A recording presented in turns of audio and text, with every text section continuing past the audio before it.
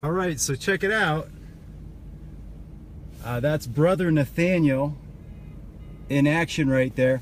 Here and again, you'll hear cars going by beeping their horn. So he kind of like strikes a pose. And I just went out and spoken to him. And generally speaking, he promotes... let me flip the camera around.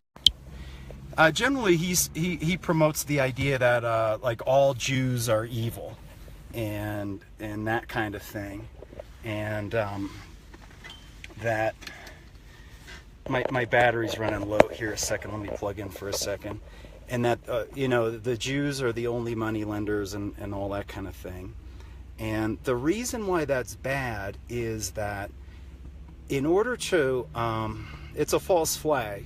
And in order to reunite all 12 tribes, we need to be able to regather the house of Judah, because Jesus is the Lion of the tribe of Judah.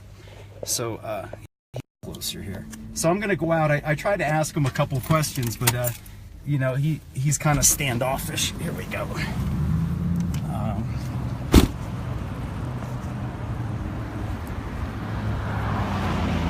So I'm going to walk out and talk to him again.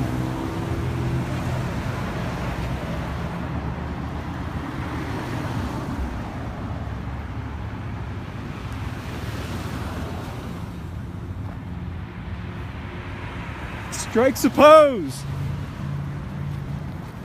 Not bad for a 67-year-old man. You got the flexibility. And you're only 40. Yeah, well, I'm 53. Oh, you look great. Yeah. So, brother, Jesus and usury. Jesus. You know who just wrote about this? Michael Hoffman. Oh, Look yeah. it up. Michael Hoffman, Usury. Oh, Get that book. Yeah. It's called Usury in Christendom. Yes. I've read it. Know. Yeah. So the point is, I just wanted to bring up is that Jews in this, you know, the last three Federal Reserve chairmen have all been Jews. I know. Well, you know that, right? Well, they control it from London. Agreed. The Rothschilds. But on the other hand, Nehemiah was a Jew. Well, he was a biblical Jew waiting for the Messiah. A true Jew. Yeah, the Old Testament. So not all Jews are evil. Well, the ones in the Old Testament were saints. Come on. Well, we just want to establish that Nehemiah was a righteous Jew. Well, he was a biblical Jew waiting for the Messiah. Good. He would have believed in Jesus. He believed in Jesus already, the Son of God. Good. That's a loving message, because Jews don't accuse me of hate. They come up to me all the time and they take pictures with me. They don't accuse me of hate. They know I'm saying is true. Good. I appreciate that. Yeah. So what do you think of the idea of Jubilee? It's just that I understand Jews, and they know that I know how to understand them. Let's talk. I got to do this. My bishop will be upset if I don't do this. I have to do this. Well, this is Email important. me. No, I know it's important, but this is not the time. Okay. Email me next time I come in, okay? All right, I can't do it this time. Believe me, I can't. Okay, one more and I gotta finish. God bless you. All right. God bless you. Keep at it. You're doing good. All right. So I thought that would be. I was trying to connect with Brother Nathaniel and Henry, so Henry could meet him as well. But typically, when you know, I've met him face to face probably about 5 times, because he broadcasts right here out of Summit County, and it was. I always thought that was unusual in the whole nation that Brother Nathaniel would be right here in Summit County, and sadly, he never promoted mountain hours when the usury-free money system. So that was cool. But Brother Nathaniel, typically when you see him, he'll be in the middle of the median, and he's doing like superhero poses with a cross, and that's how you see him. And he's just he doesn't have any time to talk, and he's just kind of busy. And I try to talk to him about biblical economics, and he just is just kind of busy. And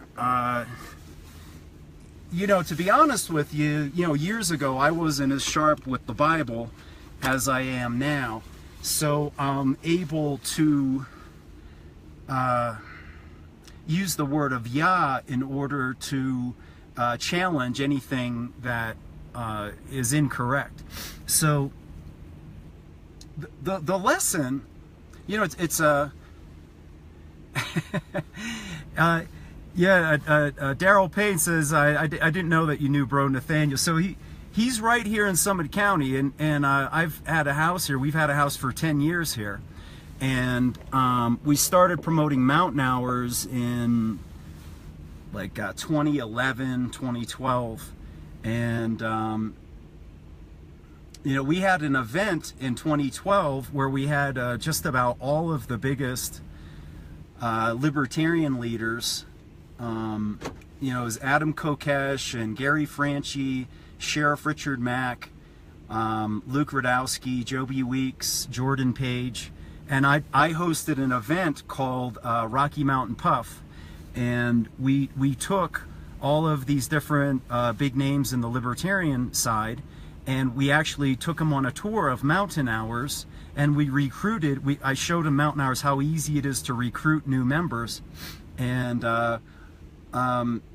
it was a cool event. And you know, I've since kind of left libertarianism because you know, biblically speaking, I've learned to see how sexual immorality is a tool for the devil to enslave us. And it's part of the bread and circuses slave system and all that kind of thing. So I've moved, you know, to be more and more conservative. So one of the big deceptions, one of the biggest false flags on the planet is that the people in Israel, like Rothschild and all of them, that they are the biblical Jews, and they are not. They are like Herod. Herod said he was a Jew, but he was not. He was an Edomite.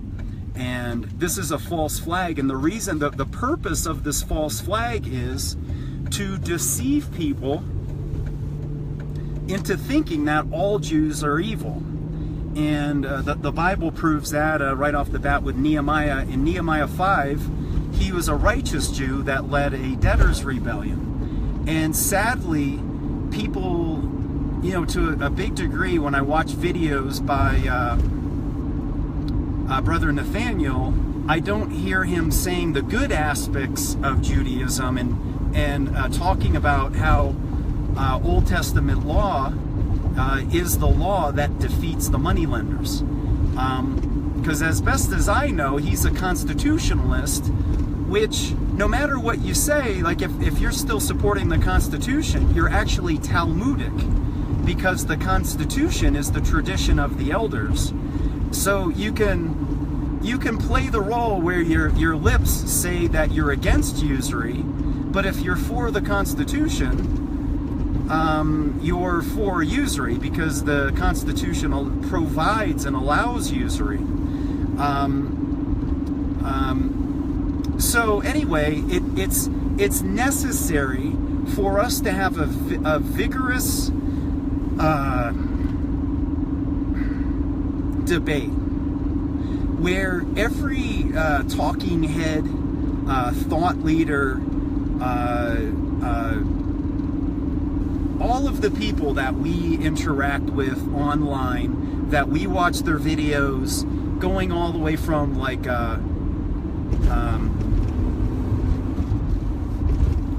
you know, just think like the whole gamut. The people on the left, on the right, like a Sherry Honkala on the left, and a Jill Stein and Cynthia McKinney, and get them in the same room with a bunch of, or you know, we can vet people on the right, libertarian activists, and start getting focused on solutions, and say, okay, you guys get whatever your best possible plan is to overcome Babylon. Put it together. Everybody start to advocate and promote what their solution is that we can implement. And I'm here to tell you, I don't think anybody's offering you a free land inheritance, 100% debt forgiveness, to work in the vocation of your passion, and issue your own money, only pay a 10% tithe. There's no better deal out there than is being offered by Yah. Because none of those other plans offer you the Yahweh safety and assurance plan, because as long as we keep obeying man's law, we will be in captivity by definition, and captivity automatically enforces the curses of Deuteronomy 28:43, which automatically makes us the tail and the moneylenders the head of the snake.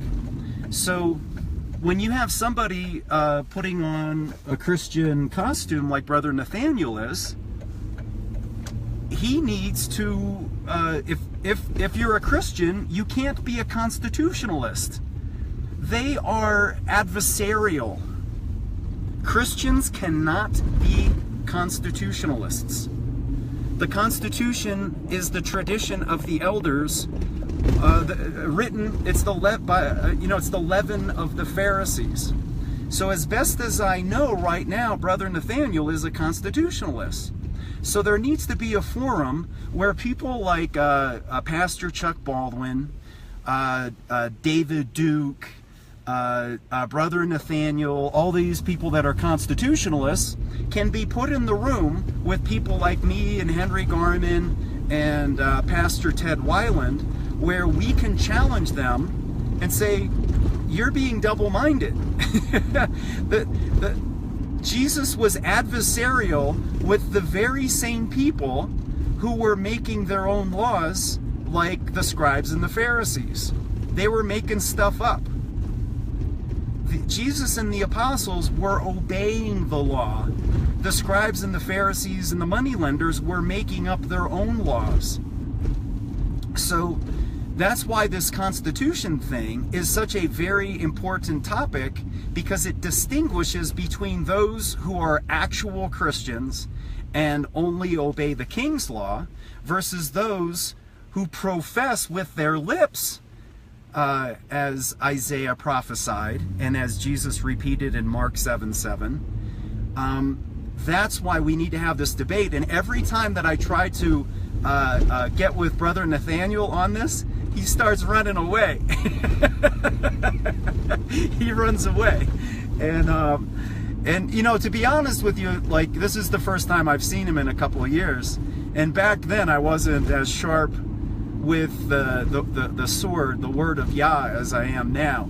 And right now I'm just like, I'm eager to challenge deception. And it's important because there's a lot of people that are listening to him, and they're buying into the constitutional solution as well. And as long as it's a trap. It's a trap for Judas Goats and Alex Jonesites, and the Constitution is the leaven of the Pharisees. Man cannot make law. And as long as we're listening to those guys, you won't have any solution. So that means all of those people that are wrapped up into that, you know, they get turned into Donald Trump, and they get into a ditch where all of a sudden they're supporting Donald Trump, who's selling weapons to the Muslims, the radical Muslims in Saudi Arabia. So, and then justifying it.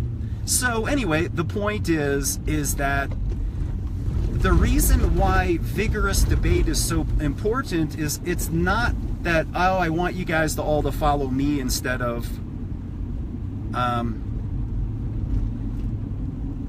follow me instead of him for my ego's sake, and that's not what it's for. It's so that we move to Exodus. There is no solution other than Exodus. What has been done will be done. There's nothing new under the sun. Exodus. And those that are promoting voting are going to always leave you in a ditch. Those that are promoting you to hate the Jews or hate the Muslims or hate the Christians or hate anybody, they're going to leave you in a ditch, because all they're doing is giving you an anti.